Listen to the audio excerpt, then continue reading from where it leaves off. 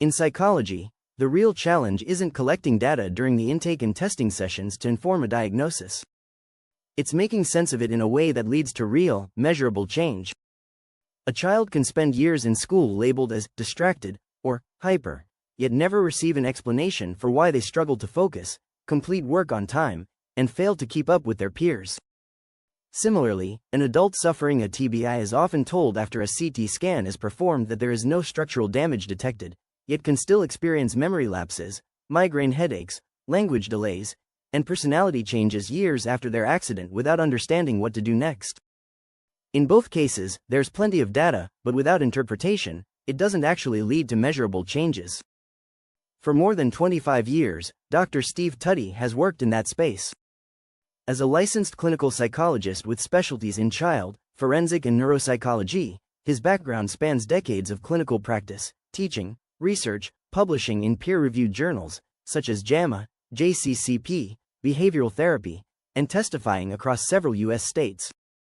His evaluations are often used in high-stakes situations, determining eligibility for school accommodations, identifying autism or ADHD in complex cases, guiding recovery after traumatic brain injury, and informing legal decisions. Tutty's goal is to make complex evaluation results understandable and useful to parents, schools, medical professionals, and the court system. Each assessment is designed to explain how the person ended up where they are, how the condition in question affects their daily functioning, and most importantly, what steps can realistically lead to meaningful improvement over time.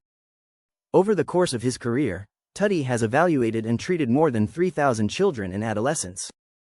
Many of those children were referred for autism, ADHD, dyslexia, complex mood, or twice exceptional, gifted intelligence combined with a learning disability concerns, where a child may show high ability in one area while struggling in another. These are the cases that tend to create the most confusion for families. A student may test well but still fall behind in class in other areas. Another may understand the material and complete the homework on time, yet bomb the in-class examinations. In some cases, behavior gets labeled as a lack of effort or perhaps defiance, when the real issue is their brains process, retrieve, and apply information differently. That is where the evaluation has to go beyond a label. Tutty's work focuses on identifying how a child is functioning across cognitive, academic, and psychological areas, then connecting those findings to what is happening in their daily life. From there, he outlines a plan of action. That might mean specific school accommodations, adjustments in how material is presented differently, or clinical treatment that targets attention and/or behavior in tailored ways in the home and school settings. Each recommendation is personalized, tying back to something observed or measured in the evaluation. He uses the same approach in his work with adults suffering from injuries, such as TBIs, toxin exposure, as well as those suffering profound loss. In this capacity, Dr. Tutty has evaluated more than 535 individuals involved in personal injury litigation, often in cases involving traumatic brain injury. In those cases, Tutty operates more like a detective to establish their pre-injury functioning, followed by the nexus between the injury and changes in functioning, and most importantly, how to recover, as close as possible, what the client lost. Memory lapses, changes in language processing, slower processing, or difficulty managing everyday tasks are not always obvious without neuropsychological testing. Such an evaluation helps identify those changes, and the outcomes help inform the practical treatment strategies aimed at restoring function as close as possible to where it was before. In both child and adult cases, Tutty turns evaluation findings into concrete recommendations that improve quality of life. Tutty's research has always focused on whether interventions work in real clinical settings. In 2000, he worked with principal investigator Greg Simon, MD, and University of Washington researchers on early studies testing whether therapy could be delivered effectively outside of a traditional office setting. At the time, telephone-based counseling for depression was still new, and it wasn't clear whether it could provide real clinical benefits. Tutty contributed to a series of studies that sought to answer that question. One of the first pilot studies, published in Effective Clinical Practice, examined whether patients receiving antidepressant treatment could also benefit from ongoing telephone counseling. Tutty was part of a transformative randomized controlled trial published in JAMA in 2004.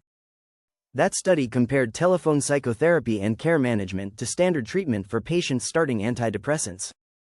In 2005, He contributed to a study in general hospital psychiatry that examined whether telephone-based psychotherapy programs could be implemented in everyday clinical settings. 2 years later, he was part of research published in the Journal of Consulting in Clinical Psychology that looked at whether the effects of the intervention were maintained. By 2010, a study in behavioral therapy added further evidence that telehealth could lead to real clinical improvement in depression as the lead principal investigator. Together, this body of work helped lay the groundwork for what is now common telehealth care. Tutty is equally as proud of his research on ADHD. In 2003, he co-authored a study in the Journal of Developmental and Behavioral Pediatrics focused on improving behavioral and social functioning in children newly diagnosed with ADHD. The results showed that social skills training could be effective, broadening potential treatment options, particularly for pediatricians who traditionally rely on stimulant medication as their go-to treatment. Tutty's interest in working with children became evident during his training. While completing a master's-level internship at a sexual abuse clinic, he noticed that children appeared especially at ease with him.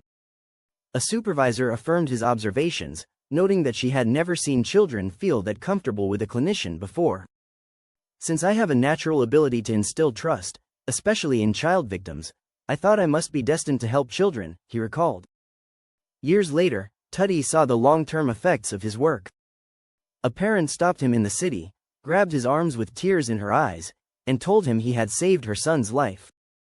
The treatment had taken place years earlier, and her son was now doing well in college and in life. Tutty's path into psychology began with personal experiences in high school and college that were difficult to understand at the time. During that time, 2 of his friends tragically took their own lives. Initially, there were no warning signs, and only later did more details come out. One case involved physical abuse from his friend's father, with bruises that had been hidden. The other was tied to perceived infidelity. Both deaths were sudden and traumatic. Those experiences pushed him to want to understand what leads someone to that point of fatalistic thinking and choices, and whether those outcomes could be prevented, especially for young people struggling with trauma and depression. In his work today, the goal is to help people make positive, lasting changes in their lives, whether that means improving symptoms of depression or anxiety, helping a child manage ADHD or autism, as well as supporting recovery after a neurological injury. To him, that's what success looks like. "This can help youth and young adults unlock their potential," he said. Failure would be the opposite. For Tutty, the purpose of his career is not just to understand what someone is going through, but to translate that understanding into clarity, direction and action that can meaningfully change the course of a person's life.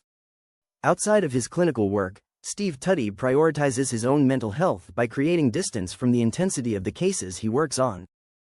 "Being in nature and around animals is the best way he knows how to reset. Each day I spend time alone with dogs, cats, birds, etc., and then observe nature. Clouds, the sea, the wind, and so on, at least for an hour," he explained. He also steps outside of his usual surroundings when possible, spending time in other countries and living as the locals do.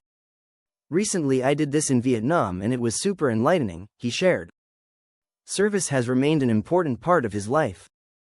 After being a Rotary-sponsored exchange student in high school, he stayed connected to the organization, later becoming a Rotarian and eventually hosting international students through similar exchange programs at his home. Tutty is also drawn to musicians who use their platform to speak about injustice, inequality and conflict.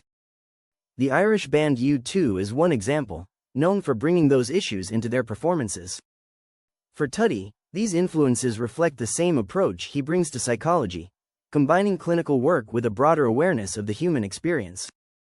Whether in a therapy session, a service project, or time spent in nature, he comes back to the same underlying focus of helping people understand what they're going through and giving them tools to move forward.